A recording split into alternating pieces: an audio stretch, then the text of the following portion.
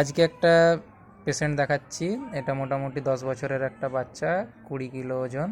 এই বাচ্চাটার এই যে এটা পেট যদি ধরা হয়, পেটের ডান দিকের কোণে যেখানে বাতাটা শেষ হচ্ছে এবং পেট শুরু হচ্ছে সামনের দিকে, ওই জায়গাতে ব্যথা বেশ কয়েকদিন থেকে। ঠিক আছে, তো এই যে এখানে সব কিছু লেখা আছে কমপ্লিকেশনস, যে রাইট হাইপোকন্ড্রিয়াল টেন্ডারনেস। অনেক কদিন থেকে আমরা এখানে ইউএসজি করেছিলাম, সেক্ষেত্রে গল ব্লাডার ওয়াল ডিফিউজলি থিকেন। ঠিক আছে, মানে যে পিত্তথলিটা আছে ওটা আপনার হয়ে আছে, তার সাথে সাথে পেটে জল। ঠিক আছে, এবং পায়খানার যে লুপগুলো আছে পেটের ভিতরে, সেইগুলোতে অল্প জল জমে আছে। মানে এটা একটা ইনফেক্টিভ জিনিস, ইনফেকশন টাইপের। ঠিক আছে, লিভারের। তো পরবর্তীতে আরও রক্ত রিপোর্ট করে এটা ভাইরাল হেপাটাইটিস বলে, যেটা জন্ডিস বলে, সেটা ধরা পড়েছে। আমরা এক্স-রেতেও করেছি, কিছুই পাওয়া যায়নি।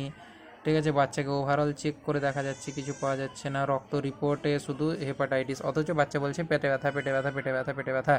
তো স্বাভাবিকভাবে এই ক্ষেত্রে বমির ওষুধ, ইঞ্জেকশন, হ্যান ত্যান এগুলো সব দেওয়ার পরে এই বাচ্চাটাকে সিটি স্ক্যান করতে দেওয়া হয়েছিল।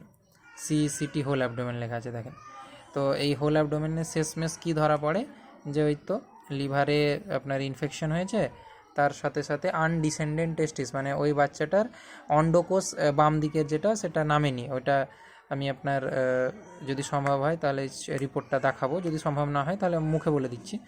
তো এই ক্ষেত্রে যে আনডিসেন্ডেন্ট টেস্টিস, এটা একটা দারুণ রকমের সমস্যা।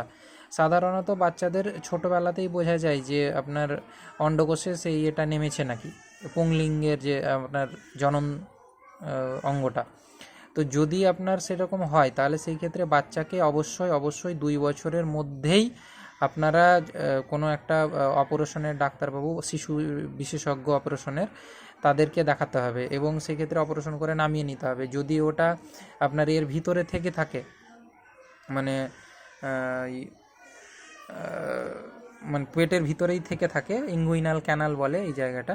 ঠিক আছে, মানে এই যে যদি ধরা যায় তাহলে এই জায়গাটাতে যদি থেকে, এইখানে এই বাচ্চাটার এখানে ছিল, তো এখানে যদি থেকে যায় তাহলে ভবিষ্যতে ওর ওই টেস্টিস যেটা, সেটা তো নষ্ট হয়েই যাবে এবং সাথে সাথে সেখান থেকে ক্যান্সার হওয়ার সম্ভাবনা অনেক বেড়ে যাবে।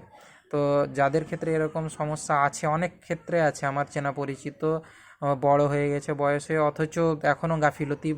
তো সেই ক্ষেত্রে আমি তাদেরকে বারবার অনুরোধ করব যে এরকম যাতে না হয়। জনন অঙ্গ যদি আপনার ক্ষতিগ্রস্ত হয় তাহলে একদিককারটা তো ঠিক আছে, সেই ক্ষেত্রে বাচ্চা হওয়ার সম্ভাবনা থাকবে, কোনো অসুবিধা নেই, কিন্তু পরবর্তীতে অন্যান্য অসুখ এবং ক্যান্সারের মতন জটিল অসুখ হওয়ার সম্ভাবনা 90%-এরও বেশি। তো জিনিসটাকে গুরুত্ব সহকারে দেখা অনুরোধ থাকলো। ঠিক আছে, সাধারণত এই যে এইরকম জায়গাতে, এটা যদি নাভি হয়, তো নাভির নিচে এই যে এটাকে কাঁচা বলে আমাদের, 2 পা যেখান থেকে শুরু হচ্ছে, তো এই জায়গাতেই আটকে থাকে সাধারণ ক্ষেত্রে। তো এটা খুব সহজ এবং অল্প খরচের মধ্যে হওয়া প্রসিডিওর। আপনারা দয়া করে করিয়ে নেবেন। ভালো থাকবেন, সুস্থ থাকবেন।